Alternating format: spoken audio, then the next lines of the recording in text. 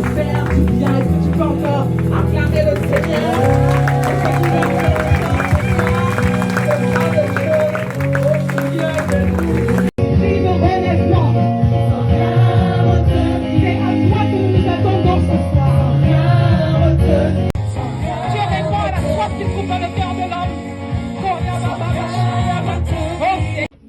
Vous allez vous rendre compte que d'une manière générale, tout ce qui est recouvert de poussière n'est pas mis en valeur. Tu es une personne surnaturelle, tu es une personne hors du commun.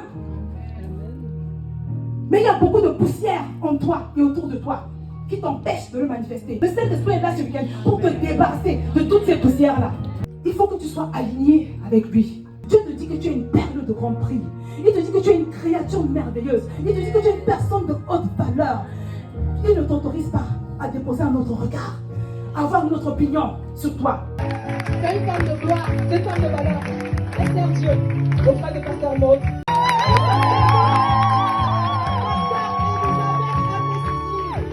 Un jour, one day, il a entendu que Jésus, il n'était pas à une retraite. Jésus n'était pas venu pour une conférence, mais il a juste entendu que Jésus était du passage. Qu'est-ce qu'il a fait? Il a crié.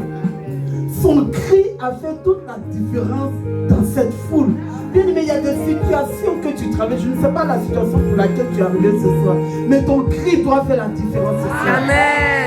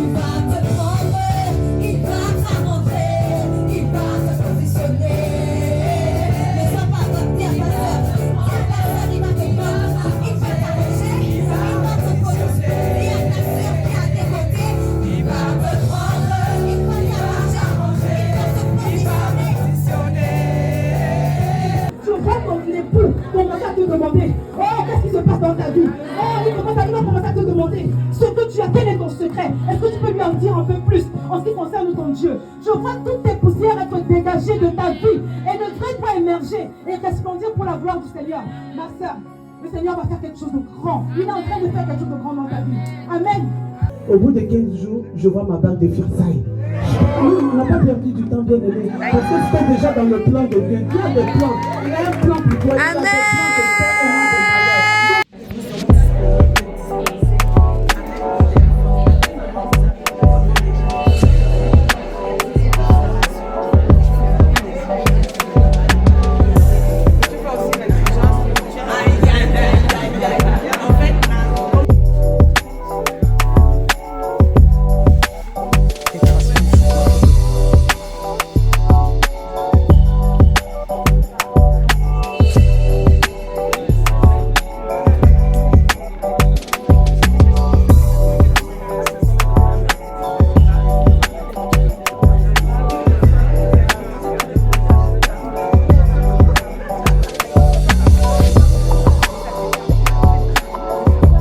La signification pour ce verset, c'est de s'abandonner totalement à Dieu en toute situation, ne pas s'inquiéter et attendre ses instructions.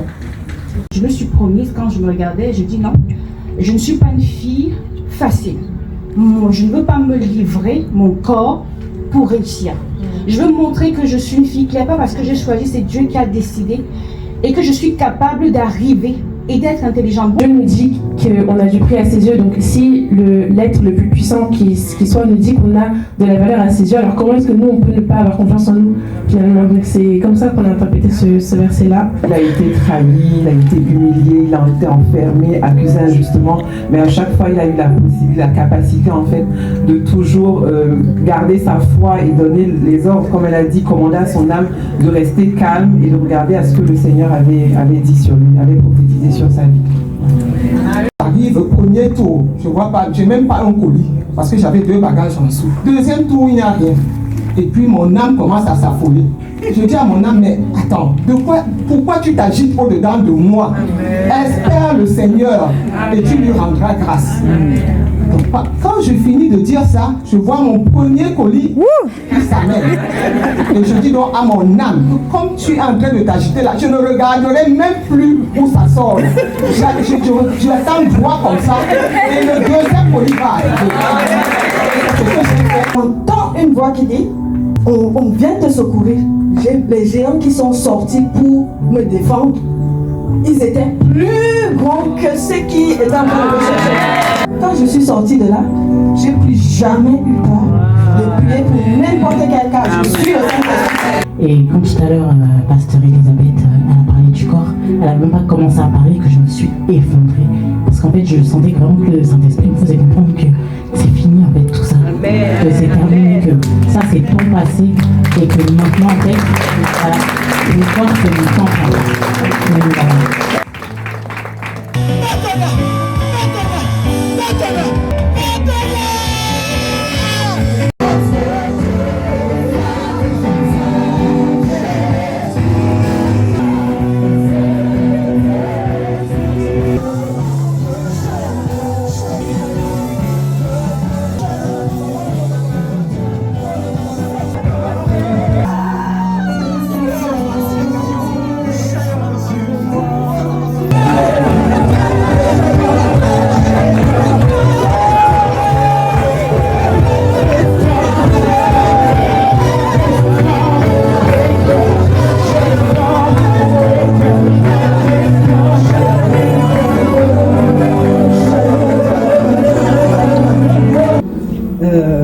Parce que j'ai eu pas mal de soucis, enfin au niveau dans l'adolescence et tout ça, et j'ai pas fait les bons choix. Mais aujourd'hui, je suis restaurée, le Seigneur m'a libérée.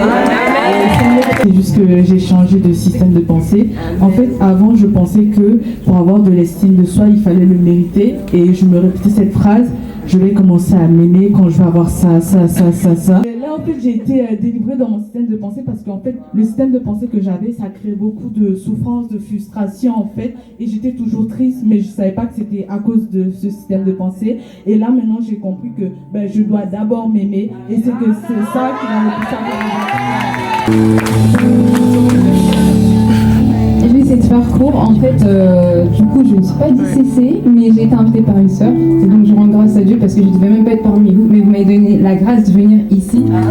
Et cette thématique-là, ça me touche particulièrement parce que j'ai vécu la dépendance affective, je suis même tombée dans le péché à cause du manque d'estime de moi-même. Et vraiment, je rends grâce à Dieu parce que, en fait, toutes les clés qu'on m'a partagées là, en fait, je commence à voir plus ma valeur parce que je ne la voyais pas. Même si on peut me dire oui, t'es belle, etc. Moi, je vois pas la même chose que les gens qui vont me dire. Et je rends grâce à Dieu aussi parce que l'évangéliste Josiane partage des clés aussi sur l'amour de soi.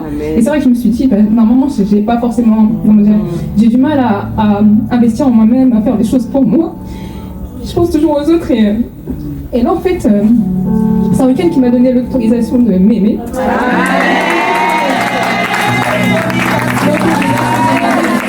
J'ai compris une nuit supplémentaire pour moi. Parce que je n'ai pas de prix, parce que mon prix est plus grand que cette chambre d'hôtel, j'ai pris une nuit supplémentaire. J'ai nourri en fait toutes ces pensées, que l'ennemi me disait que j'allais échouer, que je ne valais rien. Et encore en fait quand j'ai accepté Christ, je n'avais pas assimilé ça en moi. Mais ce week-end ça a fait que je me suis dit Seigneur, il faut que quelque chose change. Je suis venue, mais j'ai attiré des autres sœurs que le Seigneur m'avait mis à cœur. Amen. Nous déclarons la honte, la fin de la honte dans ta vie, au nom de Jésus. Seigneur, ta libération dans le sang de Jésus. Plus jamais d'affliction, avant de ton passé, plus jamais tu es restauré dans le nom de Jésus. Amen. Le deuxième point, c'est que j'avais pas cette pleine Dieu en fait il vit en moi en fait. À chaque fois j'étais là, quand je chantais oui la gloire de Dieu est là, pour moi en fait la gloire de Dieu est genre là, mais il n'est pas moi genre. Et là tout de suite, Dieu m'a donné la révélation, quand je chantais la gloire de Dieu est là, il m'a dit mais la gloire de Dieu est là parce que la gloire de Dieu est en toi. C'est parce qu'il est en toi que la gloire de Dieu est là. Donc voilà. Et en fait, j'ai pas fait le lien.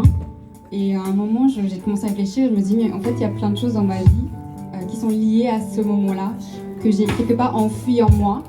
Et aujourd'hui, c'est comme remonter. Je me suis dit, mais en fait, oui, c'est comme si j'avais gardé un secret entre la honte, enfin, quelque chose et moi. Et je ne voulais pas l'avouer. Mais en fait, aujourd'hui, je me rends compte qu'il faut que je brise ce secret, en fait. C'est que c'est pas à moi d'avoir honte. C'est pas à moi de me cacher, c'est là je l'expose et je dis en fait c'est à lui d'avoir honte et à partir d'aujourd'hui c'est fini, je vais plus me taire. Et tout à l'heure, même quand je parlais devant vous pendant l'exercice, c'est comme si pour la première fois je regardais vraiment et j'étais confrontée à la vérité en fait. Comme s'il n'y avait plus cette barrière-là. Et tout à l'heure, ma prière à Dieu, c'était juste, je veux quitter la barrière du déni, la barrière de l'orgueil pour faire semblant en fait les voiles, pour me revêtir en fait de toi. Et je crois qu'il m'a exaucé. Et je le bénis parce qu'on a tellement reçu. Amen. Et donc du coup, j'ai dit il faut que j'en parle pour que je sois totalement libérée. Amen. Libérée. De libération. Plus jamais d'affliction dans ton cœur au nom de Jésus. Nous le déclarons et nous le décrétons dans le nom de Jésus. Tu es restauré. Tu es restauré par la puissance et l'autorité du Saint-Esprit. Et nous scellons ta guérison dans le sang de Jésus. Amen. Amen. Le pasteur Elisabeth a encore témoigné tout à l'heure. Je me suis reconnue. Oh, je me suis reconnue dans ce témoignage. Je n'ai même pas tenu. Avant le déjeuner, j'étais déjà dehors. J'ai tellement pleuré. J'ai tellement pleuré et je dis, Seigneur, tu es vraiment là. Je reconnais que tu peux tout. Je reconnais que tu peux tout, Seigneur. Oh, si tu as pu le faire à travers sa servante et qu'elle a pu témoigner, c'est que tu le feras dans ma vie. C'est que tu le feras pour toutes les femmes qui sont là. Mais je sais qu'aujourd'hui, je sais qu'en cet instant, le Seigneur m'a restauré et qu'il m'a soigné. Je suis dans la victoire. On l'occulte. On se dit, j'ai grandi, je vais évoluer, je ne veux pas rester sur ça. Mais tant qu'en fait, c'est là et ça nous empêche en fait d'avoir la conscience de Christ, bon, en fait, ça nous empêche de tout faire. Et je bénis vraiment le Seigneur pour ses servantes. Je bénis Dieu pour cette vision parce que je sors d'ici totalement restaurée. Je sors d'ici totalement guérie. Merci encore au Seigneur pour vos vies à tous. Le Seigneur a fait comme un lien et je sais qu'aujourd'hui, parce que je témoigne, je sais que je suis délivrée. Qui fait ça? Qui fait ça? C'est Jésus qui fait ça.